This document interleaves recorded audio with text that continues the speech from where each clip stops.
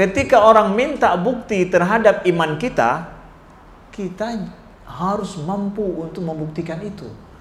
Jangan sampai kita dalam meyakini akidah asasi dalam iman kita, orang minta bukti, kita nggak tahu memberikan bukti. Ini bahaya. Ini bahaya terhadap akidah kita, terhadap keyakinan orang akan akidah kita yang benar. Nah, inilah dia fungsi ilmu kalam, fungsi ilmu tauhid dituliskan oleh para ulama untuk pembuktian ini. La ilma lana illa ma 'allamtana innaka antal alimul hakim. Allahumma 'allimna ma yanfa'una wanfa'na bima 'allamtana wa zidna ilma. Rabbana innana amanna faghfir lana dhunubana wa qina 'adzabannar. Amma ba'du. Ahibati fillah, kawan-kawan tulabul ilm yang Allah muliakan, Allah rahmati, insyaallah kita doakan selalu Allah berikan kemudahan dan istiqamah kepada kita dalam menuntut ilmu. Kita berdoa kepada Allah dibukakan hati kita, pikiran kita untuk mampu memahami tulisan dan juga pikiran para ulama-ulama kita pendahulu, sehingga ilmu akidah, ilmu ahlus sunnah terus mampu kita wariskan untuk masa sekarang dan masa yang akan datang. Sesungguhnya karya-karya para ulama kita ini adalah merupakan tonggak dan menjadi sumber utama bagi kita dalam memahami akidah dari Al-Quran dan juga dari sunnah Nabi SAW, dan juga sumber ilmu kita juga di dalam kita menghadapi segala problem permasalahan akidah di masa kita sekarang, ya. Karena ilmu akidah dituliskan oleh para ulama kita terdahulu tak lain adalah agar supaya kita bisa memahami dan mengimani akidah Al-Quran dan sunnah dengan sebenarnya ketika banyak masalah pemikiran yang melenceng itu lahir di suatu masa, suatu waktu ataupun di suatu tempat, ya. Jadi ilmu itu kemudian ditulis oleh para ulama untuk menjadi pedoman bagi kita di dalam terus menjaga akidah yang benar dalam kancah pemikiran peradaban juga yang lahir dan berbeda-beda, muncul setiap masa, setiap waktu, ya. Nah, kita mulai kajian kita pada hari ini dan pembacaan kitab Al-Luma' fi raddi ala ahli al-zigh wal bid'ah, karangan daripada Imam Abu Hasan Al-Asy'ari. Kita mulai dengan kita membaca Al-Fatihah dan kita niatkan juga sampainya pahala kepada al-muallif, musannif dan para ulama mutaqaddimin dan mutaakhirin. Al-Fatihah. Bismillahirrahmanirrahim. Alhamdulillah. Iyyaka na'budu wa iyyaka nasta'in. Ihdinas siratal mustaqim. Amin ya rabbal alamin. Allahumma la sahla illa ma ja'altahu sahla wa anta taj'al hazna in syi'ta sahla. Mudah-mudahan Allah mudahkan kepada kita, dibukakan pintu rahmat kepada kita dengan kita mengkaji dan membaca dengan berkeberkahan daripada tulisan para ulama-ulama kita yang para aulia Allah.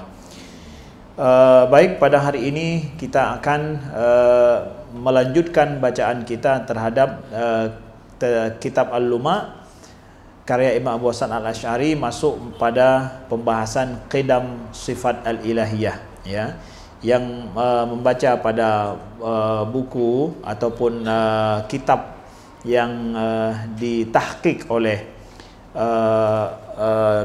Fadilah Doktor guru kami Hasan Asy-Syafi'i, itu di halaman 129, ya, atau masalah yang ke-8, ya. Masalah yang ke-8 pada kitab tahqiq Dr. Hamudah Ghurabah. Nah, kita baca, kita lihat. Qala al-musannifu rahimahullahu ta'ala, fa in qal ataquluna inna Allah ta'ala lam yazal aliman qadiran sami'an basira. Nah, jadi fa in qal ini juga membuat sebuah permisalan, perumpamaan dari orang yang menanyakan bentuk dialog, ya, metode dialogis terus disampaikan oleh Imam Abu Hasan. Ataqulun, apakah kalian mengatakan, ya, jadi beliau, ya, membuat permisalan, ada seseorang yang bertanya, kepada taqulun, kalian mengatakan. Kalian itu siapa? Ya, ini banyak orang tidak? Banyak orang. Bukan fa'in ataqulu. Kalau ataqulu engkau mengatakan. Tapi Imam Abu Hasan membuat ada seorang mengatakan kepada orang banyak, ya kan? Seorang itu ya orang yang nggak paham tentang akidah Ahlussunnah.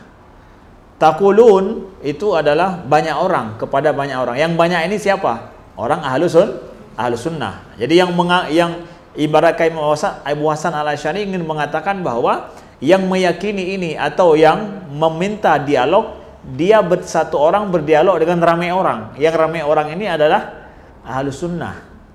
Nah, jadi ini untuk memberikan isyarat bahwa yang meyakini seperti yang beliau sampaikan di sini nggak sendiri loh, banyak orang. Jadi jangan dituduh nanti nih beliau sendirian ya mengungkapkan tentang fakta-fakta atau pemikiran ini. Enggak, ini ramai orang. Apakah kalian mengatakan? Ini kalian ini siapa? Ahlussunnah ya, yang dibela oleh Imam Abu Hasan Al-Asy'ari. Innallaha ta'ala lam yazal aliman, bahwa Allah Subhanahu wa ta'ala lam yazal aliman. Bahasanya lam yazal apa? Terus menerus mengetahui dari sejak dulu, dari sejak awal tanpa ada permulaan. Sifatnya qidam ya. Qidam itu adalah mala awwala liwujudihi, yang tidak ada permulaan bagi keberadaannya. Itu namanya qidam. Jadi apakah kalian mengatakan bahwa Allah yang sudah kita isbatkan sebelumnya dengan sifat-sifat ilmun, ada sifat qudrah, sami'un, basirun, itu semua, apakah kalian mengatakan bahwa Allah itu bersifat dengan sifat ilmu sejak dari awal? Qadiran, begitu juga Allah bersifat qudrah, qadir sejak dari awal. Sami'an, juga kalian mengatakan sejak dari dulu Allah itu sami'an, maha mendengar, basiran juga begitu. Artinya bahwa kalian mengatakan bahwa Allah sejak azali, sejak awal Allah itu bersifat dengan sifat itu semua. Itu pertanyaan ya, seseorang bertanya kepada mereka Ahlussunnah yang banyak itu. Qila lahu, dijawab untuk orang yang menanyakan ini, kalau ada yang nanya begitu, kadzalika naqul, begitulah kami mengatakan. Nah kan, kami ini nggak sendirian ya. Kalau beliau mengatakan begitulah saya mengatakan, mungkin orang mengatakan oh sendiri yang mengatakan begitu sendiri ya. Nah, enggak, naqul, kami banyak mengatakan demikian, bahwa Allah bersifat dengan sifat Allah itu alim, Allah itu sami'un, basirun, qadirun, itu sejak azali ya, sejak azali. Nah, fa in qal famad dalil ala dzalika, kalau dia kemudian mengatakan lagi apa dalilnya, apa buktinya. Nah, ya kan? Disinilah ilmu ya. Ilmu itu muncul ketika orang mencari bukti. Ilmu itu muncul ketika orang menanyakan bukti. Kalau dia sudah misalkan begini, oh begitu kalian bilang, iya, oh ya saya ikut kalian juga, saya yakin seperti kalian juga, tanpa minta bukti, gimana tuh? Boleh nggak orang beriman seperti itu? Kami mengatakan bahwa Allah maha mengetahui, Allah maha melihat, maha mendengar sejak azali. Oh iya ya, saya juga ikut begitu, tanpa minta bukti, gimana? Boleh? Boleh nggak orang beriman meyakini seperti itu? Hah? Boleh nggak orang beriman tanpa minta bukti? Boleh? Tidak. Tidak boleh ya? Taklid aja dia. Tidak boleh ya? Taklid dalam beriman tidak boleh. Imam As-Sanusi mengatakan tidak boleh ya? Ya. Tapi sahihkah imannya itu? Ya, para ulama sih beda pendapat. Ada yang mengatakan sahih. Ada orang kadang buktinya bukan bukti logis loh. Ada orang kadang lihat orangnya itu saja sudah yakin gitu. Ada orang kadang lihat yang mengatakan iya kami bilang begitu, udah tingkat yang bilang iya itu sudah seperti orang sahabat yang beriman kepada Nabi Muhammad. Apakah engkau mengatakan Allah itu yang mengutusmu? Iya, Allah yang mengutusmu. Udah dia yakin aja sama Nabi tanpa minta bukti ya. Lihat pengakuan Nabi saja udah cukup dia. Karena apa? Dia itu orang jujur loh. Akan begitu juga kan.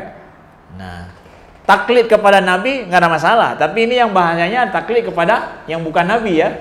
Nah, disitulah kadang perlu bukti. Tapi bagi orang awam yang dia tidak memahami bukti, tidak paham dalam logika, paham dan yakin dengan sosok, ya kita katakan ya sahih imannya. Ya, walau ada beda pendapat di sini, tapi kan manusia beda-beda ya. Tapi itu tidak menjadikan ilmu bertambah kadang. Nah, ilmu yang jadi bertambah ketika orang minta, mana buktinya? Nah, ini dia kan. Nah, untuk kita, ketika orang minta bukti terhadap iman kita, kita harus mampu untuk membuktikan itu. Jangan sampai kita dalam meyakini akidah asasi dalam iman kita, orang minta bukti, kita nggak tahu memberikan bukti. Ini bahaya. Ini bahaya terhadap akidah kita, terhadap keyakinan orang akan akidah kita yang benar. Nah, inilah dia fungsi ilmu kalam, fungsi ilmu tauhid dituliskan oleh para ulama untuk pembuktian ini, yang bisa meyakinkan orang bahwa yang kita yakini itu benar. Nah, fama dalil, apa itu dalilnya? Nah, qila lahu. Nah, dijawab untuknya. Ini cari bukti kan?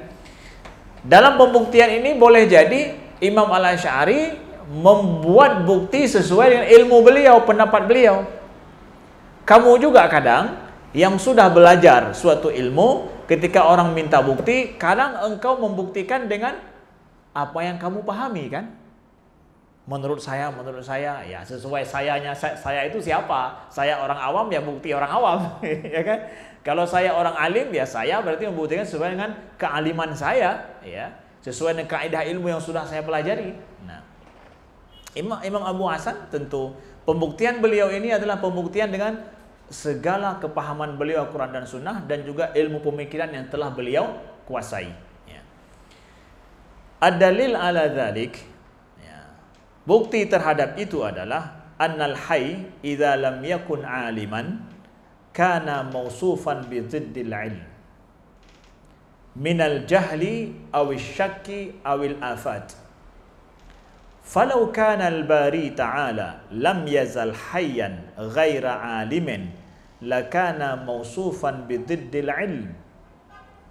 Walau kana mausufan bi dhiddil ilm minal jahli awil syakki awil afat, walau kana lam yazal mausufan bi dhiddil ilm lastahala an ya'lama li'anna dhiddal ilm law kana qadiman lastahala an yabtula wa idza istahala an yabtula dhalika lam yajuz an yasna'a as-sana'i'al hikmiyah falamma sana'aha wa dallat ala annahu 'aliman sahha wa thabata annahu lam yazal 'aliman id qad istahala an yakuna lam yazal bi dhiddil ilmi mausufan. Ini rangkaian logikanya sampai di situ. Nah, maka kita akan menguraikan ya bagaimana Imam Abu Hasan membuat pembuktian. Ini ada metodologi pembuktian juga. Yang ini masuk metodologi namanya dalilul khulf.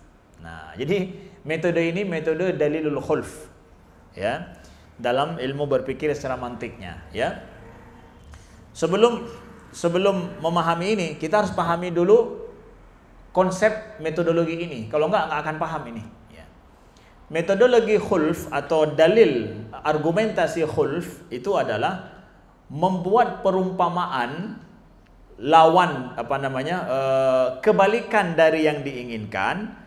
Lalu kebalikannya dibatalkan, maka dibuktikanlah lawan daripada itu benar. Contoh begini, kalau Ustadz Amri itu bukan orang Sigli, maka dia tidak punya surat akte kelahiran Sigli dan nggak tinggal di Sigli, ya kan? Kalau Ustadz Amri itu bukan orang Sigli, maka dia tidak punya akte kelahiran Sigli dan tidak tinggal di Sigli. Tapi ternyata Ustadz Amri itu punya akte kelahiran Sigli dan tinggal di Sigli, ya kan? Itu membatalkan perumpamaan awal kan? maka dengan demikian benarlah beliau. Lawannya apa? Orang sigli. Orang sigli berarti lawannya bukan orang sigli. Nah, kalau beliau bukan orang sigli, berarti tidak punya akte kelahiran sigli dan nggak tinggal di sigli. Itu kan kebalikan dari yang diinginkan kan? Tapi ternyata beliau punya akte tinggal di sigli. Berarti beliau orang sigli. Ini yang kita mau nih. Itu namanya argumentasi khulf, ya.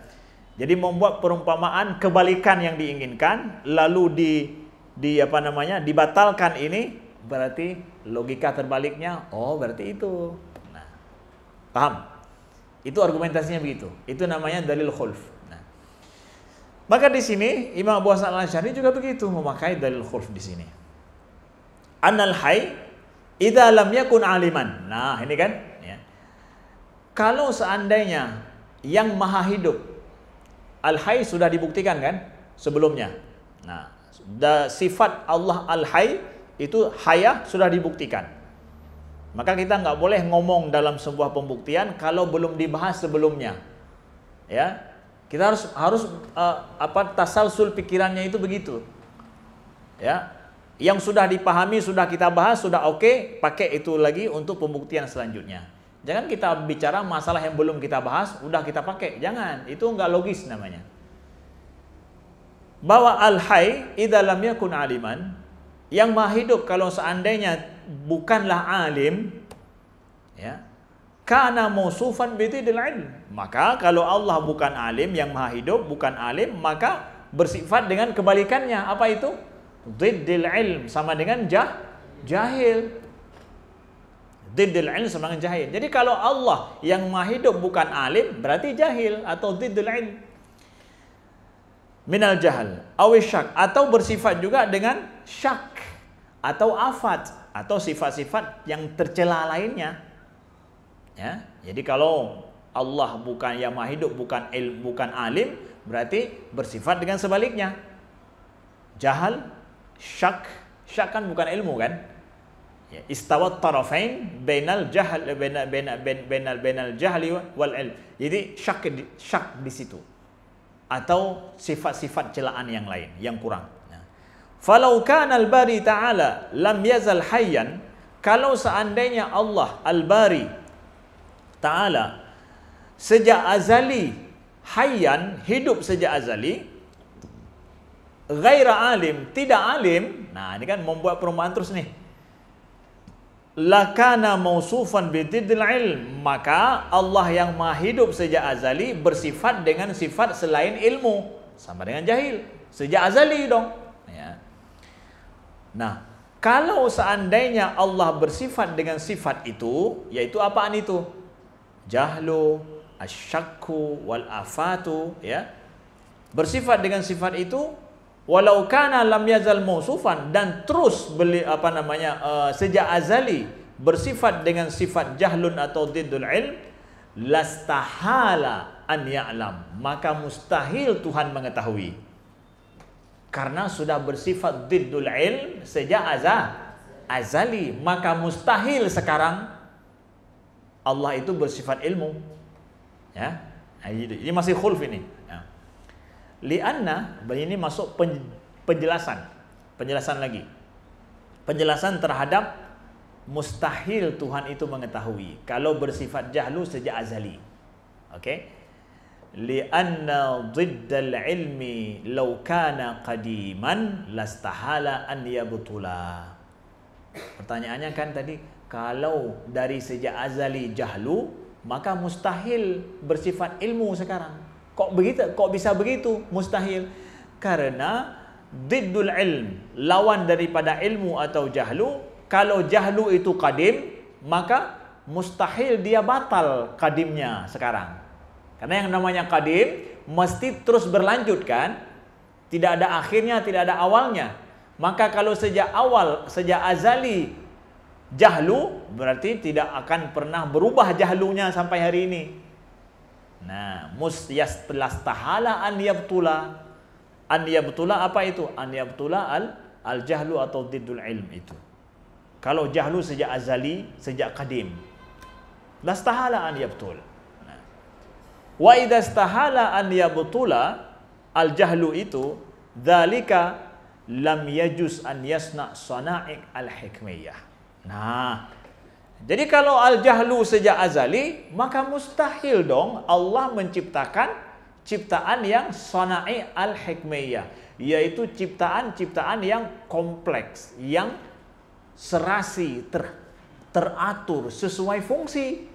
Nah, beliau tabrakkan perumpamaan itu dengan kejadian nyata. Apa itu? Nyatanya kan Allah menciptakan ciptaan yang apa? Yang sangat kompleks ini, yang sangat sesuai fungsi. Ya. Ketika ditabrakkan dengan logika ini, menjadikan apa? Oh, nggak mungkin dong kalau begitu Allah itu bersifat jahlu sejak kadim. Buktinya sekarang kita lihat ciptaan Allah sangat kompleks ini, ya. Falamma sana'aha wa dallat ala annahu alim. Ketika kita telah mengetahui Allah telah menciptakan ciptaan yang kompleks itu, maka itu menunjukkan bahwa Allah annahu alim, bukan diddul ilm, tapi alim. Ya, oke. Sahha wa thabata annahu lam yazal aliman. Nah, ini dia matlubnya. Maka benarlah kalau begitu Allah itu aliman sejak azali, ya. Nah, ini matlubnya. Jadi tadi untuk sampai kepada mengatakan Allah itu alim sejak azali, sejak qadim, membuat perumpamaan kebalikannya dulu, ya. Kebalikannya dulu. Kebalikannya terus disampaikan, diuraikan sampai ujungnya mentok.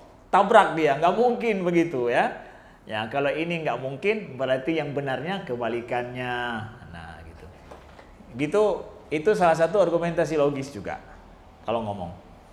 Ya, kalau kita bicara, ya, orang kadang kan nggak suka sama atau ingin mendakwakan kita dengan yang dia mau gitu. Itu nggak sesuai dengan kita. Udah, kalau begitu kita turutkan terus. Oke, kalau begitu anggapanmu, maka begini, ujungnya mentok. Nah, berarti bukan begitu kan? Yang benarnya kebalikannya gitu. Paham? Nah, jadi cara kita berdebat juga kadang macam-macam caranya, ya.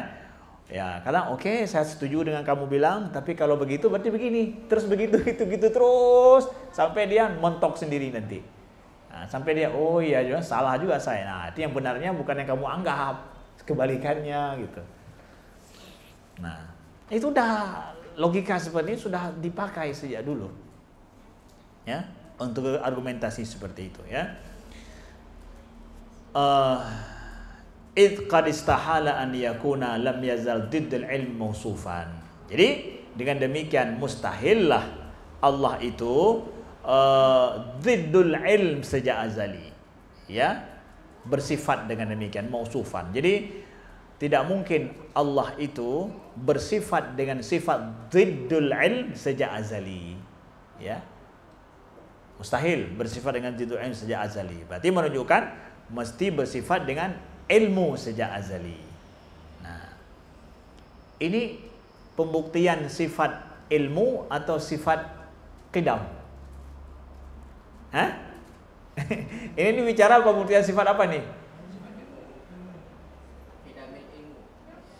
Qidamil ilm. Beliau ingin sampaikan tentang qidamil ilm. Kalau ilmu sudah dibuktikan kemarin. Tapi ini memakai pemahaman sifat ilmu untuk membuktikan sifat lain yang namanya qidam, ya, dengan memakai ini, ya. Kemudian beliau sampaikan lagi dalam sifat yang lain ada bahwa sifat Allah itu mesti qadim, mesti qidam, ya, dengan memakai sifat yang lain lagi. Wa kadzalika law kana lam yazal hayyan ghaira qadirin. Nah, ya, begitu pula kalau seandainya Allah yang maha hidup ghaira qadir, tidak bersifat dengan sifat qudrah, ya. Allah kan maha hidup sejak azali kan? Itu dia diakui tuh. Nah sekarang kalau seandainya Allah sejak azali bukan yang maha qadir, tidak memiliki sifat kudrah, la wajaba an yakuna lam yajal ajizan mausufan bididdil kudrah. Nah, maka mestilah secara logika la wajaba, wajiblah. Ini wajib di sini maksudnya wajib apaan? Wajib akliyan. La wajaba, mesti, maka secara logika mestilah wajib Tuhan itu ajizan sejak azali, sejak dari awal, ya. Awal saya maksud di sini bukan Allah punya awalan ya, tapi sejak bukan dari sekarang gitu ya. Sejak dulu juga nggak berlaku sama Tuhan sebenarnya kan, ya. Awal itu, tapi awal di sini huwal awal yang sebelum adanya makhluk maksudnya. Sebelum adanya makhluk dia huwal awal. Ya, itu maksudnya ya. Jadi sejak awal ya Allah itu bersifat dengan sifat diddul qudrah dong, ya. Kebalikan dari lawan daripada sifat kudrah. Ya. Walau kana ajzuhu qadiman. Nah, kalau seumpama semisalnya ajzuhu, lemah, sifat lemahnya itu sejak qadim, ya, lastahala an yaqdira wa an tahdusal af'al minhu, maka mustahillah akan an yahdusa an yaqdira, Allah itu mampu untuk berbuat sesuatu af'al, tidak akan ada af'al darinya kalau Allah sejak azali bersifat diddul qudrah. Karena dengan kudrahlah Allah berbuat, ya kan? Dengan sifat kudrahlah Allah melakukan segala sesuatu. Allah menciptakan segala sesuatu. Kalau dikatakan Allah bersifat dengan sifat diddul qudrah sejak azali, maka mustahil akan ada af'alullah hari ini sampai hari ini. Akan dimentokkan kan? Ya, dibuat perumpamaan kebalikan, lalu kemudian kebalikan itu dimentokkan dengan kenyataan yang ada. Ya. Tapi yang aslinya apa? Allah Maha menciptakan saat ini. Tasduru anhul af'al. Af'alullah itu ada, terbukti. Maka kalau demikian, terbuktilah kebalikannya apa? Allah itu mestilah bersifat kudrah sejak azali. Itu matlubnya, walaupun nggak ditulis lagi di sini. Kenapa? Formatnya itu sudah dari atas tadi itu. Sekarang sudah dipahami dengan bil mithal langsung, dengan adanya persamaan dengan yang di atas. Nah, wa kadzalika, begitu pula kalau law kana lam yazal hayyan ghaira sami'in wala basir. Nah, begitu pula lah kalau seandainya Allah yang maha hidup sejak azali tapi tidak mendengar dan tidak melihat, lakana lam yazal mausufan bididdis sam'i wa minas samami wal afati wa bididdil basari minal ama wal afat. Nah, begitu pula kalau seandainya Allah yang maha hidup itu tidak mendengar dan tidak melihat, maka mestilah sejak azali, sejak awal bersifat dengan sifat kebalikannya, kebalikan dari mendengar dan melihat, yaitu bersifat dengan sifat bisu dan buta dan bisu, ya. Wal afat, dan sifat-sifat yang kurang yang lainnya, sifat-sifat yang cacat. Wa bididdil basar minal ama, ya, dia kebalikan daripada sifat melihat, yaitu sifat buta dan afat dan cacat lainnya. Wa muhalun jawazul afat alal bari, tapi kan mustahil bolehnya berlaku cacat pada al-bari. Nah, li'annaha min simatil hadas, karena afat itu min simatil hadas, dari ciri-ciri sesuatu yang bersifat hadas. Hadas itu yang baru. Nah, fadallah. Nah, maka dengan demikian menunjukkan kepada apa? Ma qulnahu ala anna Allah ta'ala. Maka ini menunjukkan apa yang kami katakan bahwa Allah Subhanahu wa taala lam yazal aliman qadiran sami'an basiran, bahwa Allah itu bersifat alim, qadir, sami', basir sejak azali, sejak kadim dulu. Nah, itu dia pembuktiannya. Ya. Ini nggak pakai ayat Al-Qur'an di sini ya. Di sini nggak pakai ayat Al-Qur'an dulu. Ya, ayat Al-Qur'an ya. Ke depan akan kita lihat disampaikan oleh Imam Abu Hasan Al-Asy'ari. Nah, ini dia, mereka minta bukti, yang menanyakan minta bukti secara logis dulu. Ya, dibuktikanlah secara logis seperti ini. Nah, jika demikian beliau memakai mustalahat yang sudah dipakai dulu, sudah diisbatkan, sudah dibuktikan, lalu mustalahat yang sudah dibuktikan ini dilanjutkan untuk membuktikan sesuatu yang baru lagi.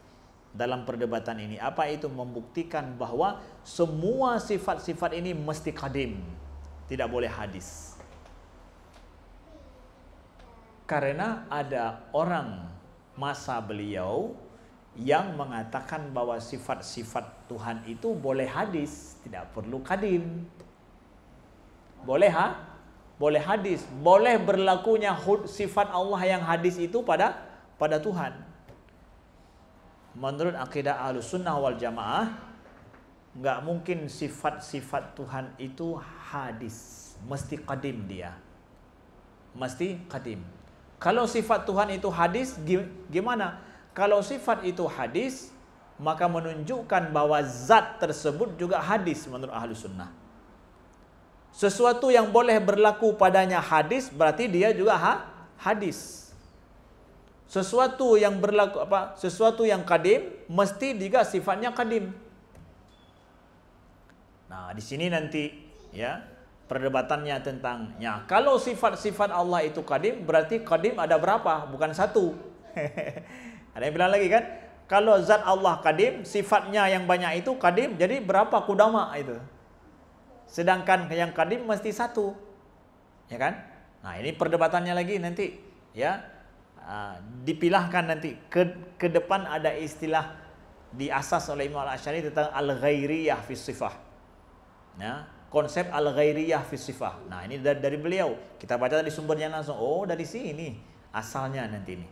Ini kan menjadi pertanyaan nih kan? Ya, kalau begitu, kalau sifat ini semua qadim bukan hadis, gimana dong katanya al-qadim cuma Allah yang satu, ini sifat-sifatnya gimana? Tapi kalau nggak dibilang sifat ini qadim, berarti boleh berlaku hudus pada Allah kan? Berlaku hudus pada Allah, hadas pada Allah, ini juga mustahil secara logika. Nah, ini beginilah ilmu, ya, berlanjut dia.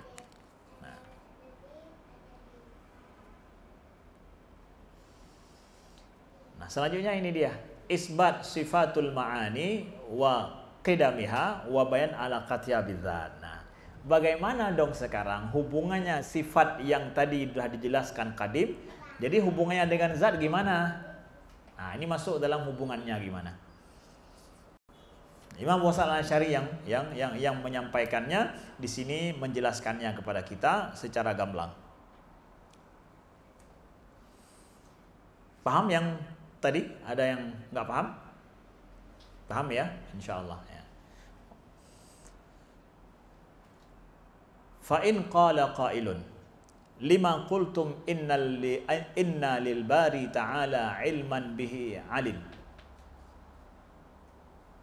Nah, ini harus paham pertanyaannya ya. Kalau ada yang bertanya, kenapa lima qultum? Nah, qultum lagi untuk siapa ini? Dhamir yang adalah jamaah kan. Jadi qultum, kalian mengatakan, berarti kalian ini ramai loh. Yang nanya ini seorang aja, berarti ini ya, pemikiran orang nggak rame nih, sendiri-sendiri aja. Yang rame justru ya yang ditanya ini ya. Nah, jadi jangan bilang bahwa pendapat Abu Hasan Al-Asy'ari, pendapat beliau sendiri ini pendapat rame loh. Lima qultum. Kenapa kalian mengatakan inna lil bari, bahwa bagi Allah al-bari itu ilman bihi alima ya, bihi alima ya. Kenapa kalian mengatakan bahwa bagi Allah itu ada ilmu, sifat ilm, dengan itu dia mengetahui? Ini spesifik sekali pertanyaan. Jadi Allah Maha mengetahui. Tadi kan semua kita mengatakan Allahu alim, Allah Maha mengetahui. Oke? Allah Maha qadir, Allahu qadir, Allahu sami'un basir. Ini pertanyaan spesifiknya begini. Jadi Allah mengetahui dengan apa? Allah Maha Kuasa, kuasa Allah itu dengan apa? Apakah dengan sifat atau dengan zatnya? Nah, Allah mengetahui dengan zatnya atau mengetahui dengan sifatnya? Ya kan? Inilah nanti muncul perbedaan Ahlussunnah dengan Mu'tazilah. Ya. Dalam hubungan sifat dengan zat. Ini hubungan sifat dengan zat. Tamsi adat dengan tamsi adat dengan hukum lagi zat dengan sifat boleh uraceh ya. Ini hubungan alaqah, hubungan antara zat Allah dengan sifatnya, hubungannya seperti apa? Nah, bahwa kenapa kalian mengatakan bahwa bagi Allah itu ada sifat namanya sifat ilmu, dengan itu Allah mengetahui. Kenapa kalian bilang begitu? Nah, ya. Qila lahu. Nah, ini pembuktiannya nih sekarang. Pembuktian bahwa Allah mengetahui dengan ilmunya bukan dengan zatnya. Tapi ada sifat ilm. Allahu qadirun bi qudratih. Allahu alimun bi ilmihi. Begitu. Kalau orang Mu'tazilah bilang Allahu alimun bi zatihi. Qadirun bi zatihi. Ahlussunnah mengatakan enggak. Qadirun bi qudratih, alimun bi ilmihi. Alim dengan sifatnya, sifat ilmu. Qadirun dengan kudrahnya. Nah. Qila lahu li'anna as-sana'i al-hikmiyah atau hikamiyah kama la taqa' minna illa min alimin kadzalika la tahdutsu minna illa min dhi'ilm. Falau lam tadulla as-sana'i'u ala ilmin man zaharat minhu minna lam tadulla ala anna man zaharat minhu minna fahuwa alim.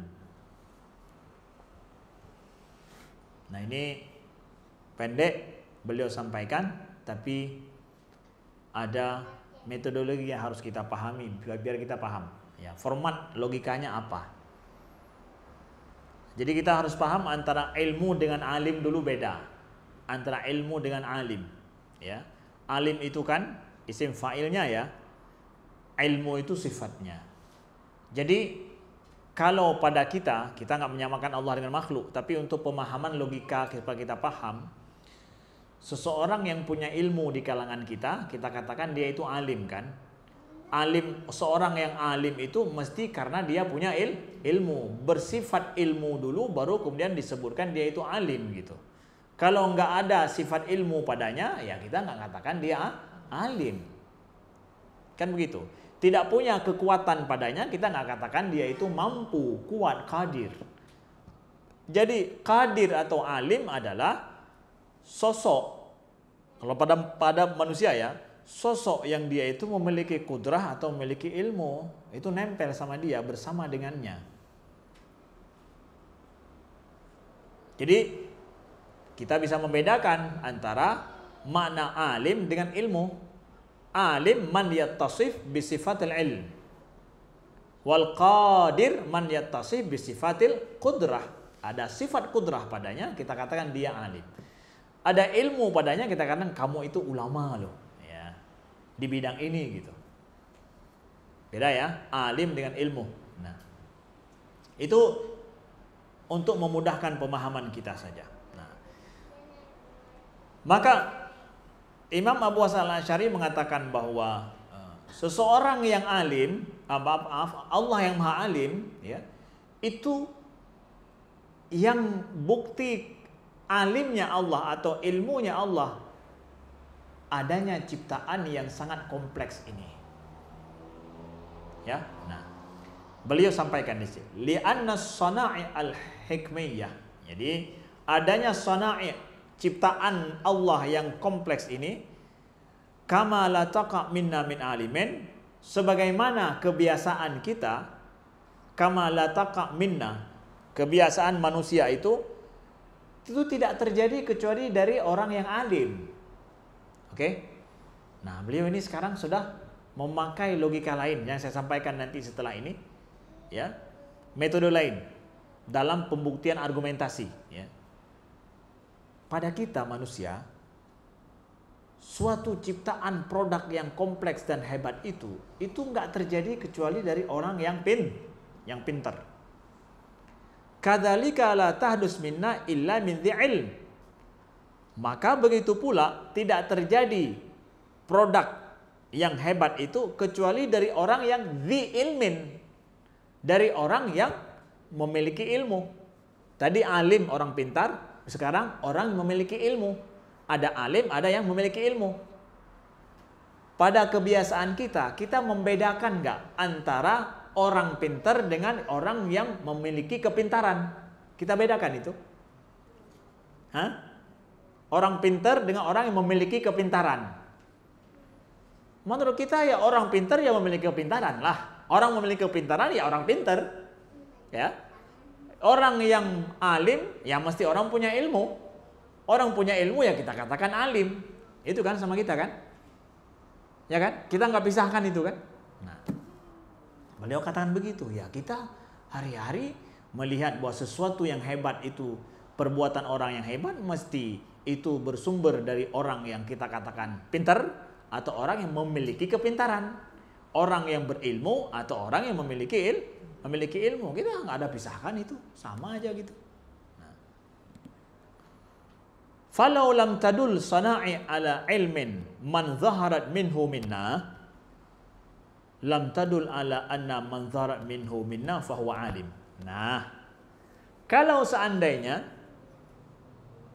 adanya ciptaan produk yang hebat itu tidak menunjukkan kepada adanya ilmu orang yang membuat itu, maka tidak pula menunjukkan kepada orang yang di kalangan kita yang ada produk dan perbuatan hebat seperti itu, tidak pula menunjukkan dia itu alim.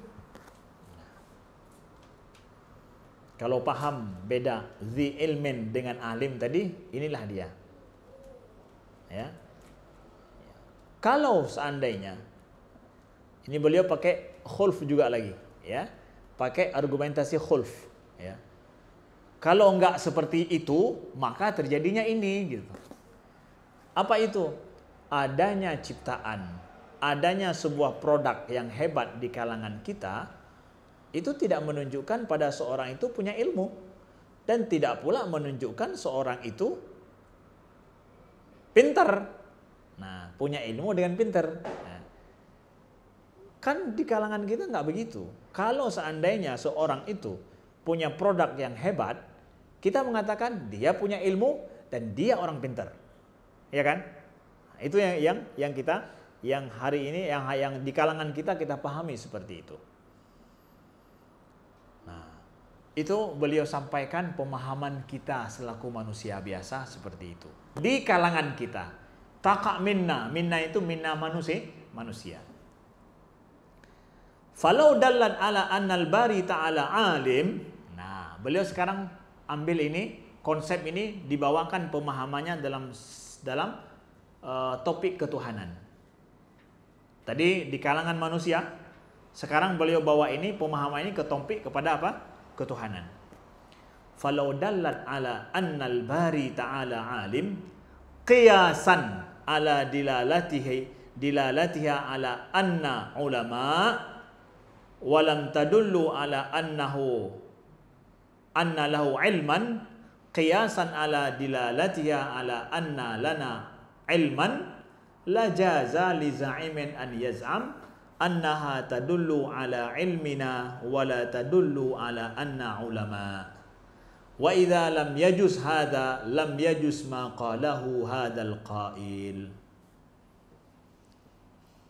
Ini kembali kepada pahamilah perbedaan antara dalam logika, ya, punya ilmu dengan orang yang berilmu.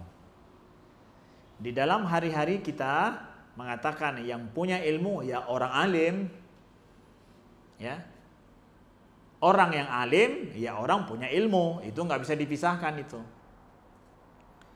Maka beliau ingin sampaikan dalam ini, ya, kalau dalam ini menunjukkan pada Tuhan Anal Bari alimun, menunjukkan Allah itu alim, ya, alim dengan punya ilmu gitu. Kiasan dikiaskan kepada, ya, dikiaskan ini adalah persamaan dengan, dipersamakan dengan dilalah, indikasinya kita ini ulama, ya,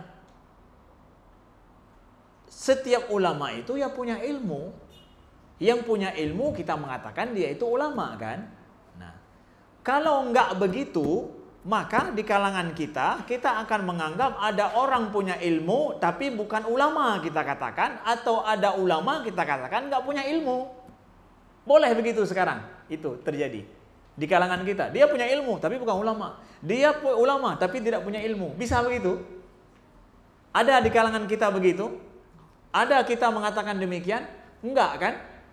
Nah, karena itu enggak boleh, enggak ada terjadi sama kita, maka begitu pula Allah juga enggak bisa kita katakan Allah alimun tanpa ilmu. Paham? Ya?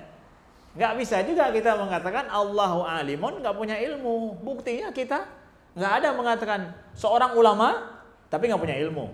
Dia punya ilmu tapi bukan ulama. Ada gitu? Nggak ada. Maka kalau begitu Allah sudah kita akui Allahu alim, mesti alimun bil ilm. Paham? Ini saya ringkas aja dari logika yang beliau sampaikan itu. Kalau ini paham, baru bisa baca. Karena logika yang dipakai di bacaan ini lebih rumit lagi. Nah, tapi konklusinya seperti itu. Konklusinya seperti itu. Nah, ya. Ayo sekarang kalau udah paham itu kita baca ini. Kita baca secara letter luck-nya. Falau dallat annal bari ta'ala alimun qiyasan ala dilalatiha ala anna ulama. Nah, kalau seandainya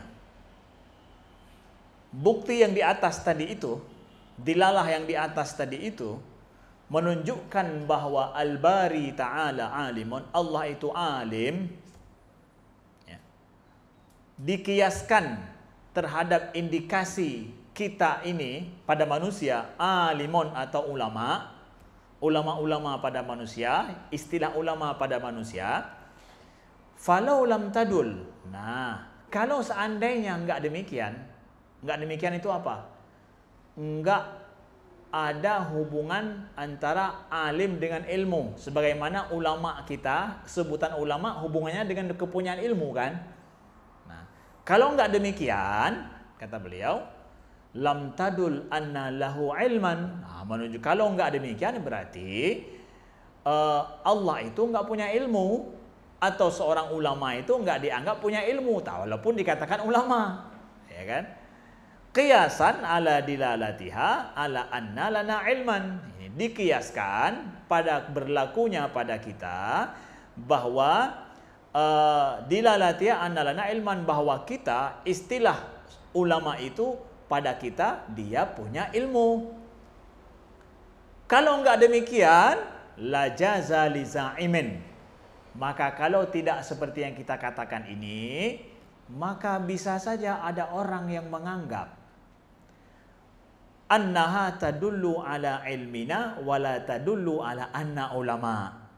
Maka kalau demikian, istilah ini menunjukkan kepada kita punya ilmu, tapi kita bukan ulama. Ya, ini kan nggak terjadi di dalam istilah kita, bahwa seorang ulama, tapi boleh aja orang bilang, ya dia punya ilmu, tapi bukan ulama.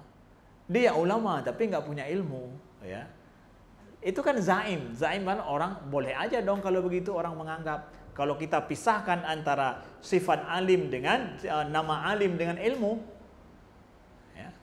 Ini kacau kan, kacau beliau jadinya kan. Hari-hari kita dia ulama besar, ya tapi nggak punya ilmu. Waduh, kabeh sekali nih, Ya, kabeh nak dia ya, lagi ana. Ya, dia memang saya akui dia ulama tapi nggak punya ilmu. Aduh, gimana itu ya?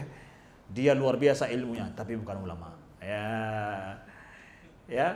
Kecuali bilang ya, dia punya ilmu geologi tapi bukan ulama fikih. Ya, betul itu ya. Beda-beda ilmunya. Dia ilmu geologi, dia punya ilmu luar biasa geologi tapi bukan ulama bidang fikih. Itu oke. Ya. Tapi istilah alim dengan ulama kita misalkan disampaikan dengan punya ilmu pengetahuan ilmu agama, lalu ya itu ulama yang mesti punya ilmu agama yang baik kalau diakui sebagai ulama. Wa idza lam yajuz hada lam yajuz ma qalahu hadzal qail, ya. Kalau tidak boleh secara akal, yajuz ini juga secara jawazul aql, ya. Kalau tidak boleh itu terjadi, maka enggak boleh juga bagi si qail ini mengatakan demikian. Ya. Ini pakai dalil khulf juga ini. Ya. Dalil khulf. Nah, singkatnya seperti yang saya sampaikan tadi, bahwa di sini Imam Abu Hasan Al-Asy'ari ingin membuktikan hubungan antara alaqah ilmu atau alaqah sifat dengan zat, hubungan sifat dengan zat. Dipakai contoh kasusnya tema tentang masalah ilmu Allah. Bahwa Allah alim, sudah diisbatkan sebelumnya. Allah alimun dengan apa? Dengan ilmunya, bukan dengan zatnya. Oke? Allah alimun bi ilmihi, la bi zatihi.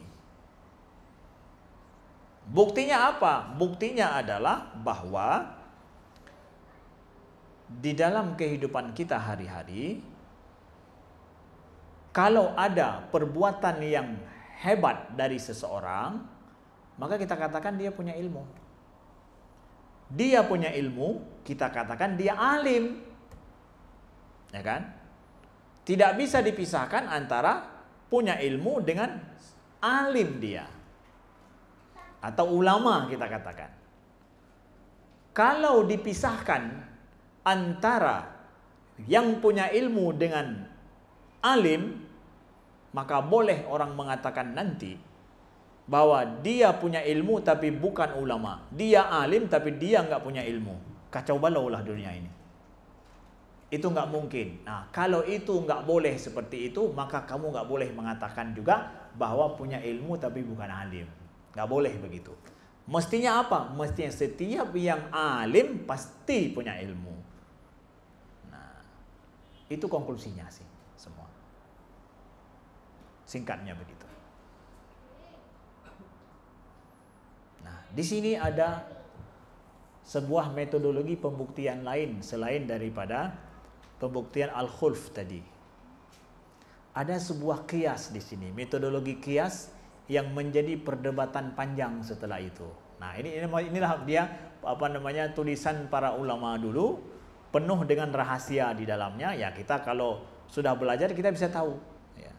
Rahasianya apa di sini? Ada pembuktian baru Imam Abu Hasan Al-Asy'ari, dan yang kita baca dalam kitab ini adalah apa? Qiyas asy-syahid 'alal ghaib. Qiyas asy-syahid 'alal ghaib. Itu diistilahkan dalam tradisi keilmuan ilmu kalam atau ilmu tauhid setelah itu. Walaupun tradisi ini argumentasi ini sudah dipakai juga oleh orang Mu'tazilah pada masa Imam Abu Hasan Al-Asy'ari dan juga sebelum beliau. Pada Mu'tazilah masa beliau dan sebelum beliau. Argumentasi apa? Qiyas asy-syahid 'alal ghaib. Apa makna qiyas asy-syahid 'alal ghaib? Melihat adanya persamaan hukum yang terjadi antara asy-syahid. Syahid itu apa? Alam realita terjadi sama kita. Lalu persamaan ini dipakai pula untuk yang gaib, yang tidak terlihat. Kalau dia yang terlihat sama kita seperti ini, berarti yang nggak terlihat juga seperti itu. Ya? Ini metodologi qiyas syahid 'alal ghaib. Dari mana kita lihat itu? Ada dalam dalil ini yang baru 2 fakrah kita baca itu. ketika Imam Abu Hasan Al-Asy'ari mengatakan bahwa pada kita kalau begini ya begini, maka begitu pula pada Allah. Nah, kalau dalam keseharian kita, dalam logika kita hari-hari begini, maka yang begitu pula berlaku pada yang gaib. Gaib di sini maksudnya berlaku pada Allah. Nah, itu makna qiyas syahid alal gaib. Mengkiaskan, membuat adanya suatu persamaan, dilihat ada sebuah illahnya sama, lalu kemudian dipersamakanlah antara yang nampak dengan yang tidak nampak. Pertanyaannya, Ustadz, gimana boleh gitu? Nah, inilah namanya ilmu pemikiran. Apakah ini kan berarti Imam Abu Hasan Al-Asy'ari ada memakai qiyas syahid alal gaib dalam bicara tentang sifat Allah. Nah, ini kekhususannya. Bahwa kalau ada yang mengatakan, kalau adik-adik memahami sekarang bahwa kalau begitu saya mengatakan, Ustadz, bahwa Imam Abu Hasan Al-Asy'ari memakai qiyas syahid alal gaib pada pembahasan sifat. Itu betul, itu ilmiah ngomongnya. Ya, ilmiah ngomongnya dalam masalah sifat. Buktinya mana? Saya sudah membaca langsung kitab Al-Lumah, ada fakrah Imam Abu Hasan mengatakan demikian. Mana fakrahnya? Ini dia. Kalian coret besar-besar. Ini loh buktinya nih. Itu ilmiah. Ya, kalian tandai, maksudnya saya coret, maksudnya kalian tandai, bukan coret-coret salah, bukan. Tandai, ini buktinya nih. Kami sudah belajar. Ini nih buktinya.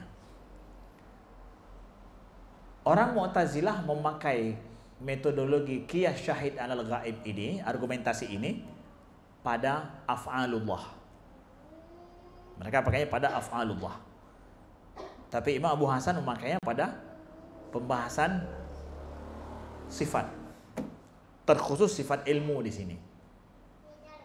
Ya. Jadi kalau dibilang bahwa ada persamaan di sana, ada persamaan pemikiran dari sisi ini, tapi beda tempat pemakaiannya. Oke? Nah, bagaimana dengan pengikut beliau kemudian? Ya, pengikut beliau kemudian. Ini Ustaz kasih tahu yang nggak ada dalam kitab, tapi inilah ilmu kan, karena ilmu bukan mulai dari Imam Abu Hasan kan terus berkembang. Kita memahaminya. Nah, apakah Imam Abu Hasan Al-Asy'ari telah memulai begini memakai dalam pembahasan tentang sifat? Lalu siapa yang mengikuti beliau setelah itu lagi? Imam Al-Baqillani juga ikut dengan beliau seperti ini. Tapi Imam Al-Juwaini kemudian mulai memperdebatkan ini. Kemudian Imam Al-Ghazali dalam kitab Mi'yarul Ilm juga memperdebatkan ini. Beliau nggak mau pakai ini, qiyas syahid alal gaib. Begitu juga Imam Ar-Razi dalam Asasus Taqdis. Begitu juga dengan Imam Al-Amidi kemudian. Imam Al-Amidi juga nggak pakai, bahkan beliau membuat bukti-bukti bahwa ini nggak boleh pakai dalam masalah ilmu tauhid. Ya, Imam Al-Amidi kemudian, ini pengikut Imam Abu Hasan Al-Asy'ari, iya. Ini ulama-ulama besar Ahlus Sunnah, kok nggak pakai lagi ini? Ini Ustaz kasih tahu sebagai wawasan kalian. Ya, jangan nanti nak tabrak-tabrak, lihat tuh. Ya, Imam Abu Hasan aja sama dengan orang Mu'tazilah. Kemudian pengikut-pengikutnya apalagi? Tunggu dulu. Ini masalah ilmu, masalah pembuktian, masalah logika. Lalu kita lihat pengikut-pengikut setelah itu mereka mengikuti Imam Abu Hasan Al-Asy'ari metodologi, tapi ada hal yang mendetil, kadang mereka tidak setuju, mereka membuat pembuktian lain yang lebih konkret. Boleh begitu, ngikut seseorang lalu kemudian nggak menerima hal-hal tertentu daripada beliau, bahkan membuat pembuktian lain yang lebih konkret atau lebih logis. Boleh tidak? Atau bagusnya A sampai Z yang beliau sampaikan ikut aja semua, nggak usah buat yang lain, nggak usah mikir-mikir yang lain, karena udah kita kan ngikut yang sudah ada, itu udah selesai. Beliau orang hebat, sudah selesai. Mana menurut kalian yang lebih apa ya? Lebih ansab lah kita katakan ya. Lebih ansab. Ngikut seorang ulama dari A sampai Z manut semuanya tanpa mau berpikir mana yang lemah mana, padahal itu semua kan dari beliau ya. Beda kalau buat hadis-hadis baru, sudah ada hadis buat hadis baru nggak boleh dong ya nggak boleh. Tapi ini kan argumentasi, masalah logika, masalah ilmu ya, masalah pembuktian ya, masalah memilih bagaimana membuat sebuah bukti, itu kan ijtihad ya, ijtihad. Boleh nggak datang kemudian pengikut memilih bahwa ini lebih ansab, ini lebih tidak kurang, ini kurang cocok, sehingga datang pengikut kemudian melihat ini tidak ansab, dia buat dicari yang lain. Atau dari A sampai Z semuanya karena saya sudah mengatakan ikut ini, ya sudah apa yang beliau katakan 100% semuanya benar. Kira-kira mana yang lebih menjaga ilmu? Yang ngikut manut A sampai Z semuanya tanpa beda pendapat sedikit pun, atau dengan dia lihat mana pendapat yang kuat, diperkuat, mana yang agak lemah, maka dikritisi, dibuat lain sebagai bukti yang baru yang lebih kuat. Mana lebih menjaga ilmu tuh? Yang siap berbeda atau manut 100%, walaupun itu nggak usah beda-beda lah. Siap berbeda, tapi berbedanya mereka tidak keluar dari udah saya nggak mau percaya lagi sama beliau karena ada satu ini yang saya kurang pas. Keluarlah kemudian buat mazhab baru. Ada gitu. Lihat itu. Ya. Ada hal yang kemudian pengikut Imam Abu Hasan Al-Asy'ari ada yang nggak setuju dengan beliau kadang, ya. Tapi mereka nggak mengatakan bahwa manhaj beliau ini nggak bisa pakai lagi gara-gara apa? Saya beda pendapat di hal ini. Enggak, tetap mereka mengatakan Al-Asy'ari, saya Al-Asy'ari dalam hal ini, tapi saya kurang ada yang lebih kuat daripada ini. Gitu. Pada saat adab hari ini gimana? Kalau udah dibilang sama guru, ya udah dari A sampai Z hanya beda-beda katanya. Harusnya kamu nang guru gimana buat, tapi apa? Beda apa ya guru gimana buat? Ya, itu bukan tradisi ilmu Ahlus Sunnah loh. Ya, bukan tradisi ilmu Ahlus Sunnah. Yang kurang beres ya sudah. Ya, yang menurut dia bukan nggak beres, maksudnya lemah ya, secara logikanya lemah ya sudah. Tapi nggak menunjukkan saya nggak mengakui beliau sebagai guru saya, itu guru saya yang mengajarkan saya semuanya. Saya dalam mazhab beliau, dari sisi aja sini saya beda. Itu sangat logis. Inilah yang menjadikan mazhab Ahlussunnah wal Jamaah Al-Asy'ari ini bertahan berabad-abad sampai hari ini. Nggak ada firqah-firqah yang muncul kemudian. Firqah Ghazaliyah, firqah Juwainiyah, firqah Al-Amidiyah, firqah-firqah ini gara-gara beda sedikit udah buat firqah sendiri, nggak ngakui lagi yang lain. Nggak ada begitu Ahlussunnah. Ya? Itu ta'adubannya. Itulah akhirnya mazhab Ahlussunnah ini dalam kancah waktu terus berlanjut, dia terjaga terus, walau kemudian disempurnakan terus oleh pengikut kemudian. Ya, ada istilah kemudian akidah 50 itu nggak ada dibuat oleh Imam Abu Hasan Al-Asy'ari loh. Istilah akidah 50 itu. Tapi mutaakhirin kemudian membuatnya. Kenapa? Penyempurnaan dari sisi metodologi sehingga mudah dipelajari, dibuatlah istilah-istilah baru. Nggak menunjukkan bahwa Abu Hasan aja nggak ada buat begitu, ngapain kalian buat begitu? Ya nggak begitulah. Makanya ada sekelompok orang hari ini mengatakan, lihat tuh pengikut Imam Abu Hasan Al-Asy'ari berbeda dengan Imam Abu Hasan. Apain juga katanya pengikut Imam Abu Hasan. Kamu nggak tahu tradisi keilmuan Ahlussunnah yang hebat itu, ya? Kamu nggak tahu. Lalu ada orang hari ini juga misalkan memakai istilah ini untuk memisahkan antara Imam Asy-Syafi'i dengan pengikut Asy-Syafi'iyah gitu. Lihat tuh pengikut Asy-Syafi'iyah ada beda dengan Imam Asy-Syafi'i. Sebenarnya ikut siapa mereka? Nggak paham logikanya ini. Dia ingin mengatakan bahwa ya kalau Imam Syafi'i bilang begitu, ikut Imam Syafi'i, ya semualah dari A sampai Z, nggak usah buat yang baru, nggak usah mikir-mikir lagi. Manut terus begitu. Justru yang hebatnya sebuah manhaj atau mazhab, datang pengikut kemudian memperkuat terus, ya kan? Di mana yang agak kurang disempurnakan, dikritisi, disempurnakan, dikritisi, disempurnakan. Bukan dikritisi untuk diruntuhkan.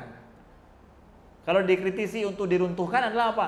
Lihat sedikit yang lemah, nggak usah pakai yang lain semua. Saya udah lihat celahnya di sini nih, lemahnya di sini.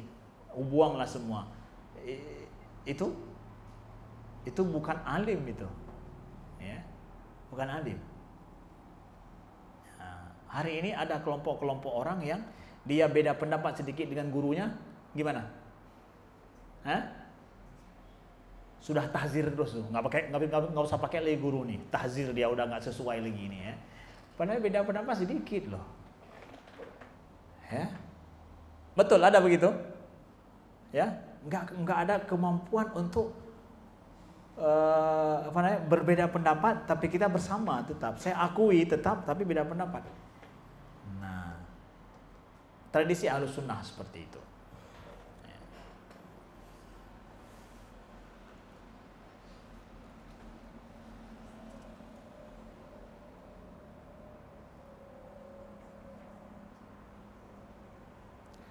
Baik, lanjut kepada fakrah selanjutnya.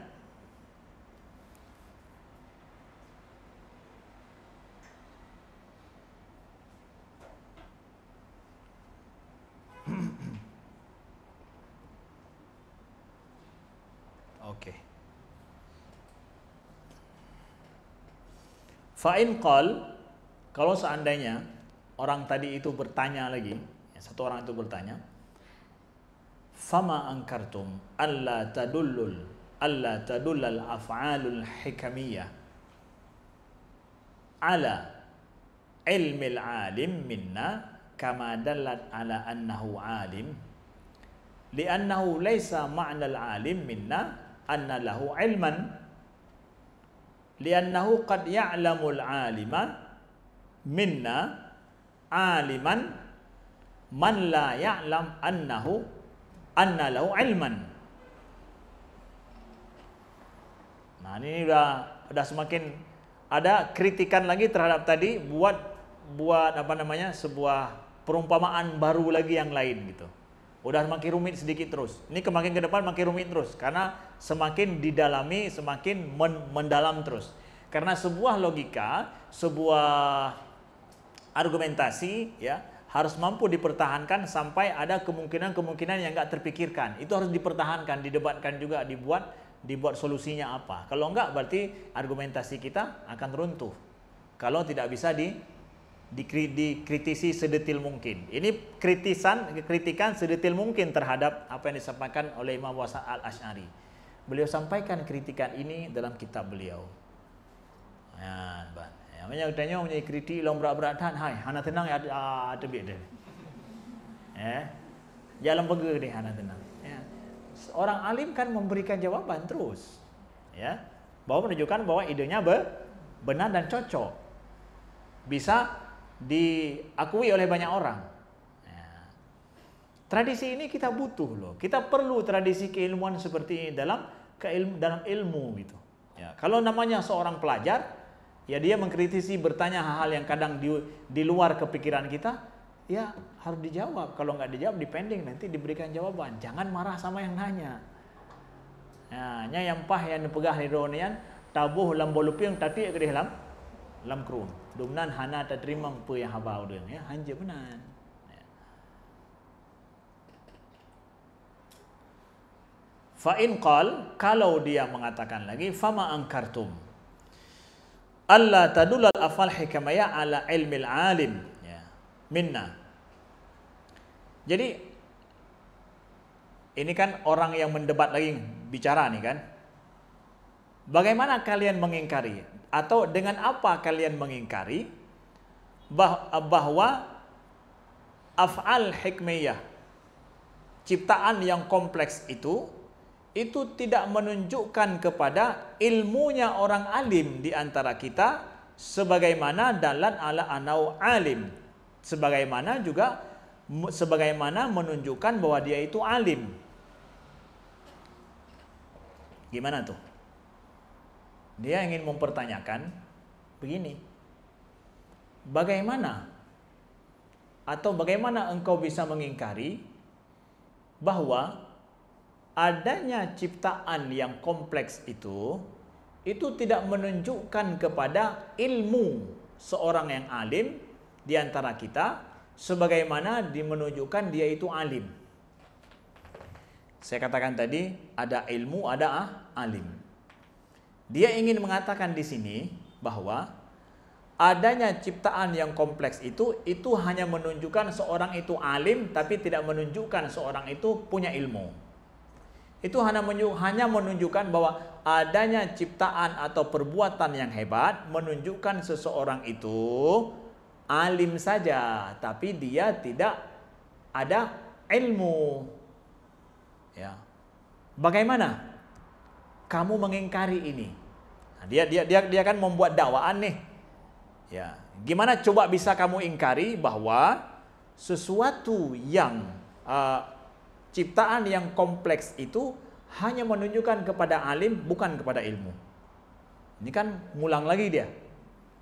Dia buktikan lagi apa? Li'annahu, karena, nah ini pakai logika dia lagi apa? Karena laisa ma'nal alim minna anna lahu ilman. Karena bukanlah makna alim di kalangan kita bahwa dia punya ilmu. Li'annahu, nah dia buktikan karena apa? Karena qad ya'lam, kadang-kadang orang orang alim itu mengetahui seorang itu alim, man la ya'lam annahu ilman. Dia mengetahui bahwa orang itu alim tapi dia la ya'lam annahu ilman, bahwa dia tidak mengetahui kalau dia punya ilmu. Kamu buta-buta ya. Ya, cara terjemahkan pun buta-buta aja. Ya, tapi baik sampai pikiran saja buta-buta, gaduh. Ya. Nah, apa ini? Saya ingin konklusikannya. Saya ingin sampaikan bahwa gimana kamu mengingkari bahwa di kalangan kita mengatakan seorang itu alim, ya, tapi nggak harus dia itu punya ilmu. Ya, kamu kan balik lagi ngomongnya tadi. Begini. Ada logika saya begini katanya. Apa? Karena alim itu bukan di kalangan kita itu bukan bermakna dia itu punya ilmu loh. Oh ya? Kenapa? Karena kadang-kadang qad ya'lam al-alima al-alim, karena boleh jadi dia mengetahui seseorang yang alim di kalangan kita, dia itu alim, man la ya'lam anna lahu ilman. Dia alim diketahui, tapi dia tidak mengetahui kalau dia punya ilmu. Emangnya ada orang begitu? Ya, makanya dia ngomong ini kan, bahwa karena kadang kita ada orang yang mengetahui dia itu alim, tapi orang alim itu nggak tahu kalau dia punya ilmu. Nah, gitu dia bilang. Di kalangan kita ada orang dia alim betul, tapi nggak tahu kalau dia itu punya ilmu. Nah, ini kan dicari selah-selah lain gitu. Karena Imam Abu Musa al-Asy'ari tadi sudah membuat permisalan di kalangan kita dengan bersama dengan kita kan orang yang kalau dia alim pastilah dia punya ilmu, nggak bisa dipisah itu. Dia mengatakan di sini ada kadang kita tahu orang alim tapi dia tidak tahu kalau dia itu punya ilmu. Haidrono ulama besar. Oh iya. Kau bisa? Itu hanan depu daun ilmu, hanan depu. Ya. Ya, dia katakan bahwa ada hari-hari kadang ada orang seperti itu. Ya. Yang kibannya. Nah, ini kan ini mendetil lagi kan? Ya, kritikannya mendetil lagi. Nah, itu dia. Apa namanya? Konklusinya daripada i'tirad yang selanjutnya. Qila lahu, dijawab untuknya. In jazalaka an tazam hadza, ya kan, kalau boleh engkau membuat zam seperti ini, zam itu prasangka seperti ini. Nah, ini kan prasangka ini nih. Ada orang yang alim tapi dia nggak tahu kalau dia itu ilmu, punya ilmu gitu. Ada di kalangan kita kadang begitu.